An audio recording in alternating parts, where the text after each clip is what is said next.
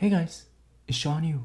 FPS survival shooter video game Battleground is pretty popular amongst Asian gaming community. It's a battle royale with up to 100 players in a game, and the last team or a person remaining wins the game. And of course, games always have tournaments, and on February 2nd, the official tournament between South Korea and China took place. Live viewers were about 60,000 people, and the winner team gets around 12 grand. But playing by representing the country was a little more than just a prize. But during the game, something very interesting happened that players would never forget. Each members of Chinese players were kicked out while playing the game, and no one would ever expect players to be kicked out during a live pro league. So here's what happened. First two rounds of the tournament, Korean players won with a huge score gap, and their skill gaps between each team were significantly different. So on day 1, Korea won by 3-1, and on day 2 was the beginning of this problem. Chinese players showed a whole different level, and Korean players were confused by their gameplays. It seemed like Chinese players knew where all Korean players were hiding. But most people and even the Korean players didn't think pro gamers would use hacks during the official live tournament. A few suspicions, but not many things to prove. And on the last day 3, 6 Chinese players were getting kicked out of the game one by one. Players, viewers, commentators were all confused because without a warning, they were kicked out during the official live game. And of course, the game was easily won by Korea because the average game takes about 30 minutes to finish. But within 13 minutes, the game was already done. 5 days later, from PUBG's official, 6 Chinese players were permanently banned from using hacks while playing a game. Tournament is not an everyday game you can see. And who would ever think professional gamers would use hacks, right? Why would players representing their country in front of 60,000 people would use hacks these days, right? And why were they so desperate to win this game?